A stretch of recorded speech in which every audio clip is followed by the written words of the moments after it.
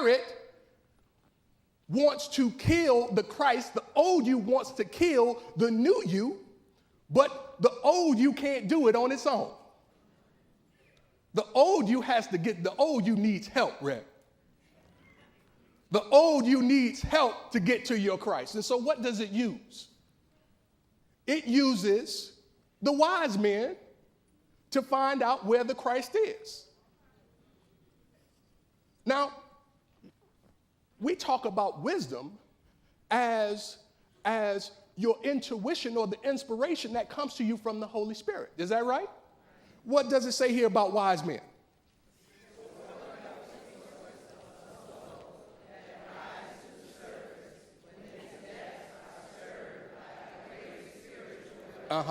So see, your wise men are your stored up resources. Your wise men are your stored up resources. If they're stored up, you have not yet been using them. See, and you don't have to use them until it's time to use them, but you have to make sure that when they're deployed properly. You got to be careful about who sends your wise men out. You have to be careful about the end toward which they're being sent. Because it's easy, look out. It's easy to misunderstand or confuse what you hear as the intuition or inspiration of the Holy Spirit and what your charge is from your ego. It's easy to get those twisted. But it's that stored up reserve. It's what you tap into when you don't know what to do. See, the best course of action is not to call somebody else who does not know. The best course of action is to get in touch with the presence of God in you that you say is omniscient. That you say already knows the things that you need before you need them. So if God already knows, where is the answer at? So get from out there, get inside here. Send your wise men to do the work that they were called forth to do, because your wise men know in a dream, the wise man knew what the aim of Herod was. Your wise men, your intuition has the ability to discern what it is you're working through in your life, world, and affairs. But you have to get off the surface. The resources are not at the surface. The resources, as we were talking on Thursday, I think, the resources are down in you. See, you have to get in deep. You can't know yourself by what's showing up. You can't judge yourself by what you look like. You have to see more than what's showing up. When you look at yourself in the mirror, there's more to you than what's reflected back to you in that mirror. But if you don't know yourself, you will judge yourself solely on the surface of what you see. And what you see may not be telling you the truth.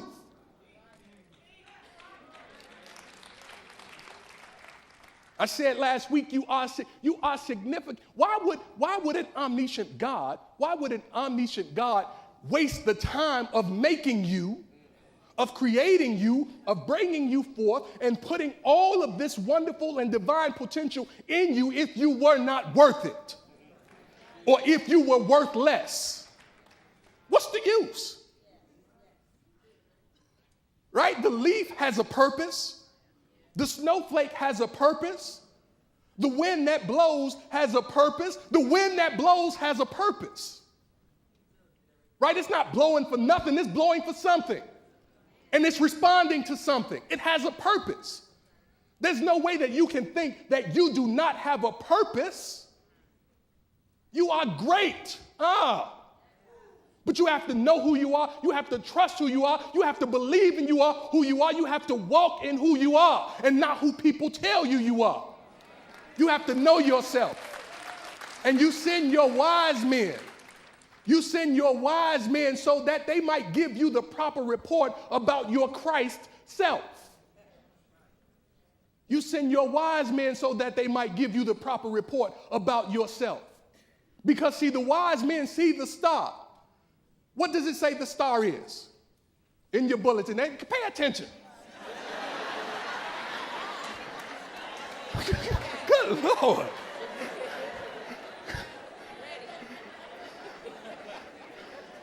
If I can focus, you need to be able to focus. Good.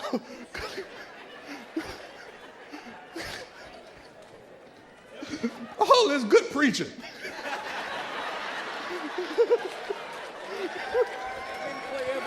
I know. That's what they're focusing on. We know the great man of God is here, but I've been telling you all morning that the great people of God have been here the whole time. Huh? Do you hear me? Well, then pay attention. Let's keep going. We got to get out of here in a little bit. So what?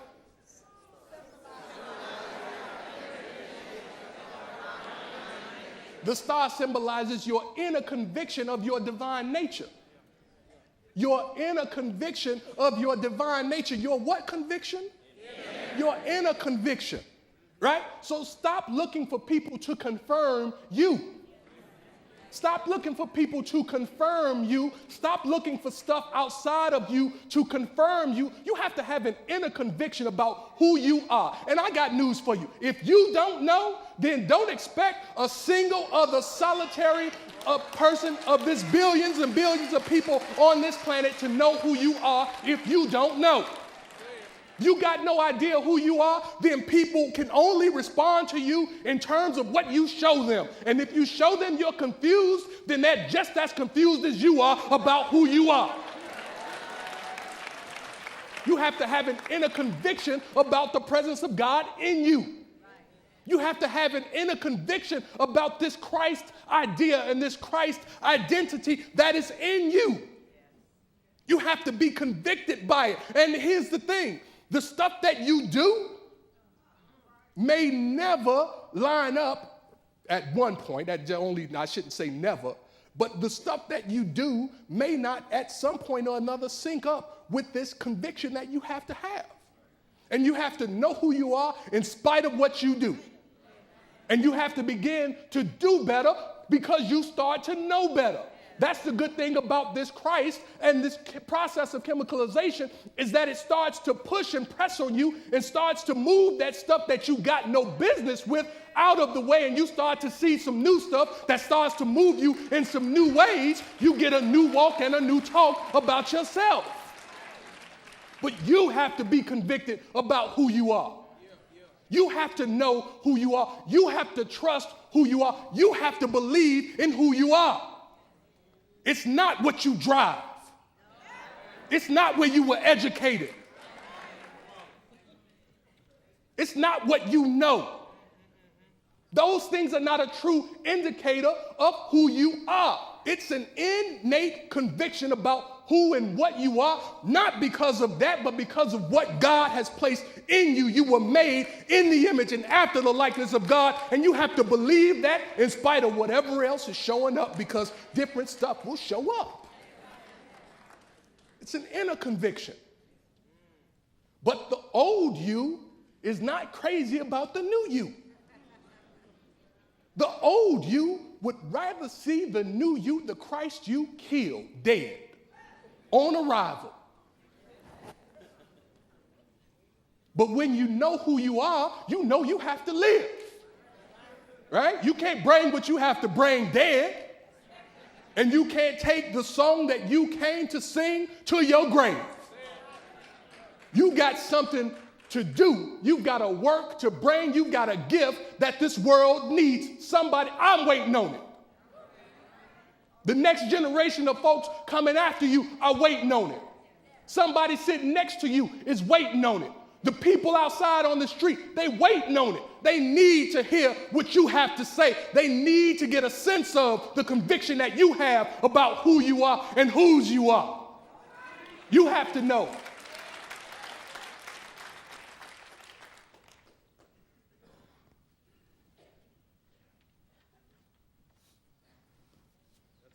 The wise men, after they came and saw the Christ and dropped off their gifts, they had a dream. And in their dream, they were told that it's time to go a different way. See, when when there's a new you, when there's a new and true you, that's when you know it's time to go a different way. As long as you continue to do things the way you've always done them, you will continue to get what you've always gotten. But the new and true you is interested in your going a new way. See, there's a new way for you that you may not have even seen yet.